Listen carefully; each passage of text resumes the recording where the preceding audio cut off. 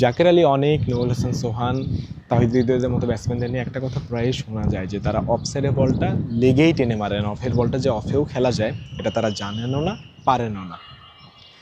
আমি তাহিদ হৃদয়কে পেয়েছিলাম এনসিএল 4 ডেতে, রাজশাহী বিভাগের হয়ে তিনি ব্যাটিং করছিলেন। তার সেকেন্ড ইনিংসটা আমি পেয়েছিলাম, ফার্স্ট ইনিংস আমি দেখিনি।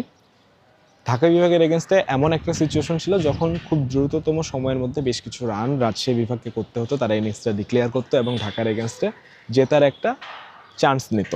যদিও শেষ অবধি ম্যাচটা ড্রই হয়েছে এবং ড্রই হওয়ার কথা ছিল, আর তারপরও একটা চান্স তো সবাই নেওয়ার চেষ্টাই করে। তো তাহিদ হৃদয়কে আসলে এমন সময় আমি পেয়েছি যখন তাকে দ্রুত রান করতে হতো, এবং এমন সময় আপনি কি এক্সপেক্ট করবেন যে হৃদয় বরাবরের মতো অফসাইডে বল হয়তো লেগে টানছেন, অফসাইডের বল লেগে টেনে 4 মারার চেষ্টা করছেন বা 6 মারার চেষ্টা করছেন, তাই তো। ফিল্ডিং সেটআপটা এমন ছিল, 7জন ফিল্ডার, কখনো কখনো 8জন ফিল্ডার ছিলেন বাউন্ডারি লাইনে।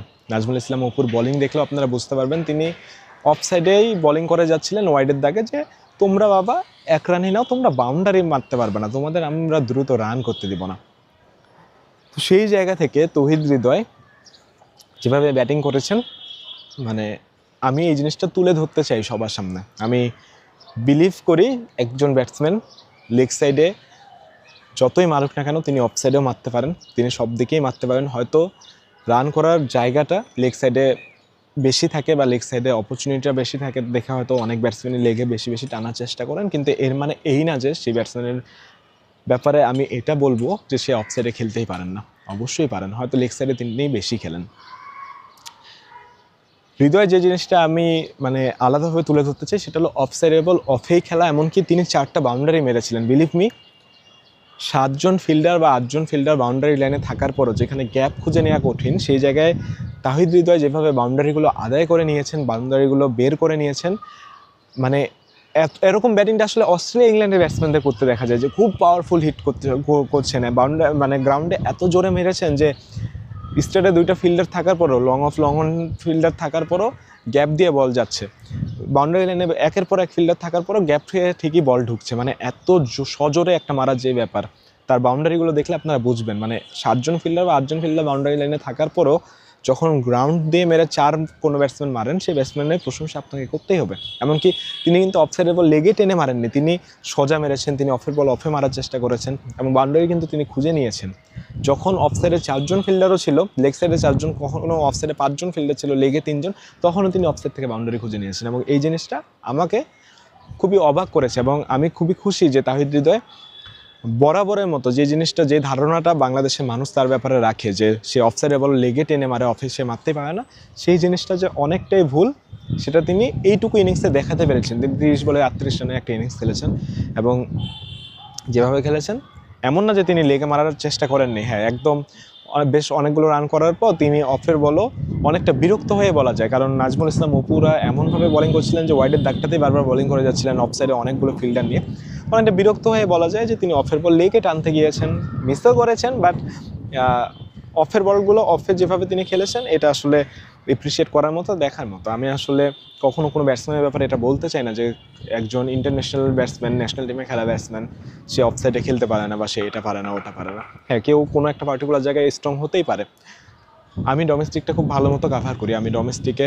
আমি মনে করি যে ডোমেস্টিকে আমি অন্য যে কোনো জায়গা চাইতে ভালো অবদান রাখতে পারবো, ভালো কিছু করতে পারবো, এটা আমার ধারণা। এর মানে এই না যে আমি ন্যাশনাল লেভেলে খুব ভালো কিছু করতে পারবো না বা আমি অন্য কোনো জায়গাতে ভালো কিছু করতে পারবো না, কিন্তু যেটাতে আমি সবচেয়ে ভালো সেটাতে ভালো করার চেষ্টাটা আমার সবসময় থাকবে, এটাই খুবই স্বাভাবিক। এটা খালি আমার ক্ষেত্রে না, আপনাদের প্রত্যেকের জীবনেও মিলিয়ে নেবেন যে যেটাতে আপনারা সবচেয়ে ভালো সেটাতে ভালো করার একটা আলাদা চেষ্টা আপনাদের সবসময় থাকে। অনেকেই তো ট্যাপ টেনিস ক্রিকেটও খেলেন, পাড়ায় খেলেন, এমনটা কি কখনো হয় যে আপনারা সব পাশে খেলতে পারেন না? ছক্কা কিন্তু লেগ সাইড দিয়ে অনেক মারেন, বাট এমন না যে অফসাইডে খেলতে পারেন না। অনেকেই মনে করে আপনার ব্যাপারে যে আরে ওরে লেগে দিস না, লেগে দিলেই ছক্কা মারে দেবে, ওরে অফে বল করে অফে মারতে পারে না। কিন্তু আপনি অপেক্ষা করেন ব্যাটিং করার সময় যে অফে কখন বল আসবে, আমি অফে কাভারের উপর দিয়ে একটা দারুণ শট মারবো, আমি গালি অঞ্চল দিয়ে মারবো, পয়েন্ট দিয়ে মারবো, মানে এই এক্সপেকটেশনটা আপনারাও করেন কিনা, এই আশাটা আপনাদের থাকে কিনা, আপনারা নিজেরাই আমাকে জানায়েন আপনাদের খেলার অভিজ্ঞতা থেকে। তো সেই জায়গা থেকে আমি কখনো একটা প্লেয়ারকে নিয়ে এটা বলতে চাই না যে সেই প্লেয়ারটা ওই সাইডে খেলতেই পারে না। হ্যাঁ, অন্য একটা সাইডে হয়তো খুব বেশি মারার চেষ্টা করে, বাট তারপরও যদি ওই শর্টসগুলো থেকে যখন তারা রান করে তখন কিন্তু আমরা আসলে ওই শর্টসগুলো নিয়ে প্রশ্নও তুলি না, আমরা মানে সমালোচনা করি না। আমাদের সমালোচনার জায়গাটা তৈরি হয় যখন একটা ব্যাটসম্যানকে আমরা দেখি যে সে ফেল করছে টানা, এবং আমাদের একটা জানি না মানে সম্ভবত সমালোচনা করতে আমরা পছন্দ করি। যা ব্যাপারটা অনেকটা এরকম যে কেউ যখন রান করছে তখন সে যেভাবে রান করুক না কেন আমরা মাথায় তুলে রাখি। কেউ যখন কাউকে নিয়ে যখন একটু কেউ খারাপ কথা বলা শুরু করেছে বা নেগেটিভ একটা ইমেজ তার তৈরি হওয়া শুরু করেছে কিংবা অনেকে সমালোচনা করা শুরু করেছে, তখন শুধু ভুলটাই খুঁজে বেড়াই। আমি তৌহিদ হৃদয়ের ভালোটা দেখতে চাই। আমি বিলিভ করি তৌহিদ হৃদয় সব দিকেই খেলতে পারেন। লেগ সাইডে তিনি একটু বেশি খেলেন এবং এটাও তার একটা স্ট্রং জায়গা, শক্তিমত্তার জায়গা। কারণ অফের বলার লেগে টেনে মারতে অনেক এফোর্ট লাগে, অনেক প্র্যাকটিস লাগে, আপনার ওই রিস্ক পাওয়ারটা লাগে, অনেক কিছু লাগে। এমনি এমনি পারা যায় না। আর এমনি এমনি যে কোনো প্লেয়ার ন্যাশনাল ইন্টারন্যাশনাল ক্রিকেট অবধি আসলে পৌঁছায় না। শুধু এক সাইডে মেরেই যদি কেউ ইন্টারন্যাশনাল ক্রিকেট খেলতে পারতো তাহলে হয়তো অনেকেই ইন্টারন্যাশনাল ক্রিকেট খেলতো। তো সেই জায়গা থেকে আমি বিলিভ করি যে তৌহিদ হৃদয় এই ছোট্ট একটা ইনিংস দিয়ে অন্ততপক্ষে আমাকে এই ধারণাটা দিতে পেরেছেন যে হ্যাঁ তিনি অফ সাইডেও খেলতে পারেন, এমনকি যখন দ্রুত রান করা দরকার তখনও তিনি অফের বলটা অফে খেলার মতো অ্যাবিলিটি রাখেন। লেগ সাইডে অনেক সময় হয় কি যে আমরা তো আসলে ফিল্ডিং সেট আপটা সবসময় মাথায় রাখি না। দেখা যায় যে লেগে হয়তো 2জন ফিল্ডার রেখেছে, অফে বেশি ফিল্ডার রেখেছে, আমরা লেগ সাইডে গ্যাপ খুঁজে লেগ সাইডে মারতে যাই, বাট যে টানা লেগে মারার যে ব্যাপারটা এটাই আমরা আলাদা করে দেখি।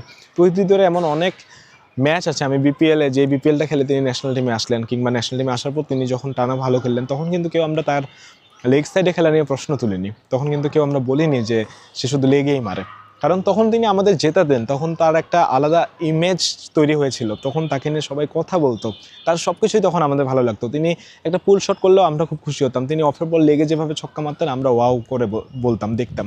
নুরুল হাসান সোহানকে লাস্ট বিপিএলেও তিনি কাইল মায়ার্সের এগেনস্টে যে ইনিংসটা খেললেন বা অন্য পুরো বিপিএল জুড়ে অথবা বিভিন্ন সময় তিনি যেভাবে খেলেছেন, যখন তিনি তাকে নিয়ে খুব ভালো ভালো কথা হয়েছে তখন কিন্তু কেউ আমি প্রশ্ন তুলিনি যে সে লেগ সাইডে কেন মারছে, কারণ লেগ সাইডে তিনি রান করছিলেন।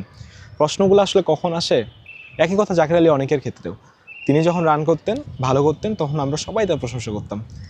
একটা দুইটা তিনটা ইনিংস যখন খারাপ খেলা শুরু করলেন তখন আমরা তার ভুল করতে শুরু করলাম, তখন আমরা বলতে শুরু করলাম যে সে অফসাইডে খেলতেই পারে না, এরকম প্লেয়ার চলে না। বেসিক্যালি সমস্যাটা হলো ভালো সময়ের মধ্য দিয়ে গেলে সবই হয়তো ভালো, যখন কেউ খারাপ সময়ের মধ্য দিয়ে যায় ওই ভালোটাকেও খারাপ মনে হয়। তারপরও মানে সমালোচনা অবশ্যই হওয়া উচিত, যৌক্তিক সমালোচনা সব কিছুতেই থাকা উচিত। একটা প্লেয়ারের অবশ্যই এই জিনিসটা তার খেলা দিয়ে বোঝানো উচিত যে সে কতটা ক্যাপেবল, সে কতটুকু ভালো করার অ্যাবিলিটি রাখে। বাট কাউকে নিয়ে অনেক সমালোচনা হচ্ছে দেখে তার নিন্দা করব বা কাউকে নিয়ে অনেক প্রশংসা হচ্ছে দেখে তার ভুল খুঁজবো না, এরকমটা বোধহয় হওয়া উচিত না। খেলাটা ক্রিকেট একটা দারুণ একটা খেলা। ক্রিকেট মানে আপনি যদি বোঝার জন্য বা কিছু লেখার জন্য বা কিছু দেখার জন্য দেখতে বসেন, মানে কিছু দেখানোর জন্য দেখতে বসেন, ক্রিকেটে অনেক কিছু খুঁজে পাবেন। ছোট্ট ছোটো মোমেন্টও আপনার কাছে মনে হবে কত দারুণ দারুণ ব্যাপার আছে, কি এই জিনিসটা নিয়ে আলাদা করে লেখা যায়, এই জিনিসটা নিয়ে আলাদা করে কথা বলা যায়, অনেক কিছু থাকে। ভুল খোঁজার বাইরেও অনেক কিছু থাকে, প্রশংসা করার মতো জিনিস খোঁজার বাইরেও অনেক কিছু থাকে। ক্রিকেট আসলে অনেক সুন্দর একটা খেলা। সো এই খেলাটাকে নিউট্রাল একটা জায়গা থেকে দেখলে অনেকের জন্যই আসলে ভালো হয়। সমালোচনা সবারকে নিয়েই হওয়া উচিত এবং সেই সমালোচনাটা খুব যৌক্তিক একটা সমালোচনা হওয়া উচিত। বাট একদম এই জিনিসটা এস্টাবলিশ করে দেওয়া উচিত না যে এই প্লেয়ারটা ওইটা পারে না, এই প্লেয়ারকে দিয়ে চলে না, এই প্লেয়ার মানে জাতা বা ফ্যামিলি টেনে আনে সমালোচনা, যেগুলো বিভিন্ন সময় অনেকে আমরা করি, এরকমটা বোধহয় হওয়া উচিত না। কারণ দিন শেষে একজন প্লেয়ার তখনই ন্যাশনাল টিমে সারভাইভ করবেন বা টিকে থাকবেন ইন্টারন্যাশনাল ক্রিকেটে যখন তিনি পারফর্ম করবেন। পারফর্ম না করলে তিনি এমনিতেই বাদ পড়ে যাবেন, তখন আবার ওই ঘরোয়া ক্রিকেট খেলেই তাদেরকে আসতে হবে। সো ওভারঅল তৌহিদ হৃদয়কে এনসিএল 4 ডেতে আমি যেভাবে দেখলাম আমার বেশ ভালো লেগেছে যে তিনি অফসাইড বলগুলো অফে খুব ভালো মতো খেলার চেষ্টা করেছেন, তিনি যেভাবে বাউন্ডারিগুলো আদায় করে নিয়েছেন, সব কিছু মিলে আমি তৌহিদ হৃদয়ের এই মেন্টালিটিটা, এই ইতিবাচক মনোভাবটা ইন্টারন্যাশনাল ক্রিকেটেও দেখতে চাই। এবং আমি বিলিভ করতে চাই একদিন তৌহিদ হৃদয় মানে যেই ভরসাটা আমাদের শুরুর দিকে দেয়া শুরু করেছিল যে সে মিডল অর্ডারে বাংলাদেশের one of the best batsman হয়ে শেষ করবেন কেরিয়ার, ওই ভরসাটা যাতে তিনি আবার দিতে পারেন, তিনি যাতে অনেক ভালো কিছু ইনিংস খেলতে পারেন। তৌহিদ হৃদয়ের জন্য অনেক শুভকামনা। একই সাথে নুরুল হাসান সোহান, জাকের আলী অনেকদের জন্য অনেক শুভকামনা। তারা যেভাবে ক্রিকেটটা খেলছে সেভাবেই খেলুক, খুব ভালো কিছু ইনিংস খেলুক, এত ভালো কিছু ইনিংস খেলুক যেই ভালো ইনিংসগুলো তাদের ব্যাপারে আবারও সবাইকে ভালো চিন্তা করতে বাধ্য করবে, শেখাবে।